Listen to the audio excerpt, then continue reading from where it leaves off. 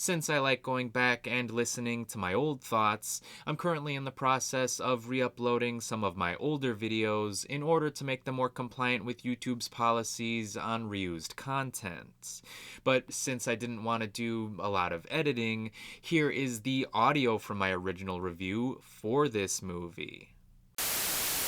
Confession. I've only seen the Bill and Ted movies once, and that was just last week to prepare myself for the release of Face the Music. But I have to admit, I was very pleasantly surprised by the experience.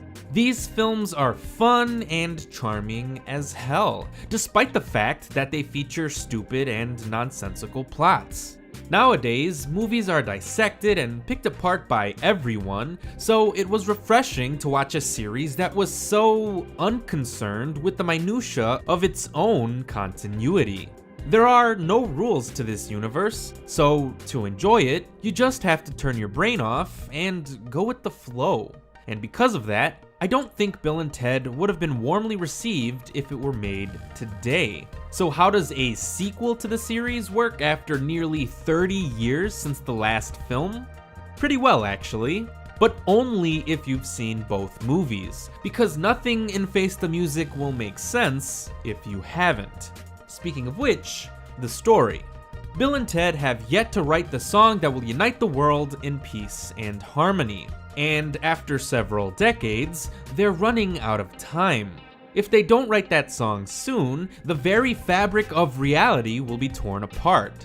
So instead of writing it themselves, Bill and Ted decide to travel to the future and steal the song from their older selves. Meanwhile, their young daughters do some time hopping of their own to create a super band with some of the world's most legendary and historical musicians. Yes, for the first time in this franchise, we get to follow along with someone other than Bill and Ted. We also get to follow their daughters, Billy and Taya. And their presence helps Face the Music feel like a fun family adventure.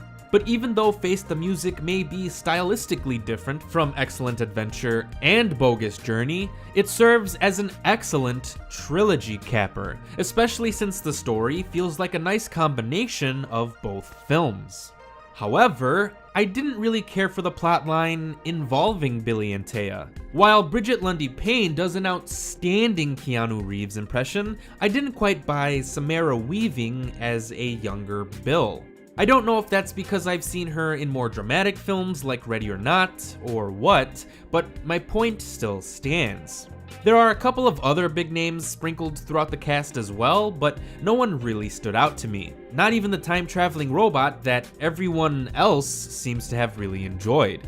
Because of course, the stars of this movie are the real Bill and Ted. It is so fun to see Keanu Reeves and Alex Winter on screen again. The two are just so good together.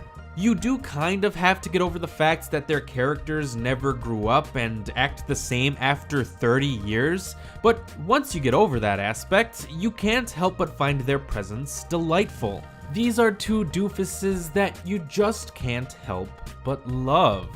It is a little hard to see Keanu Reeves as Ted again, as he has since become an action star in the decades that have passed, but Alex Winter is great. He hasn't starred in a movie in years, and yet he clearly hasn't missed a beat. Bill seems as fun and youthful and energetic as he has always been, so I appreciated how lighthearted this movie felt. It would have been so easy to make a film that was cynical, or at least featured characters that were becoming cynical. But Face the Music never takes that route. Not even as the two main characters literally have to confront their own fate, their own future, and their own selves. So I thought the story that Bill and Ted found themselves in was actually incredibly smart and clever, despite, being obviously silly.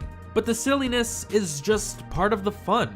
So Bill and Ted Face the Music is just a sweet and endearing little movie that is most charming to watch, especially in a time where everything in the world seems to be depressingly dour. Is there a better message that we could hear right now other than any obstacle we face can be overcome with positivity? That may sound like a dumb and naive point of view to have, but that's exactly the kind of sweet and sugar-coated message that this world needs right now. No, the story itself doesn't make a whole lot of sense, but you don't need to think about and break down all of the science fiction here. You just need to let yourself have fun.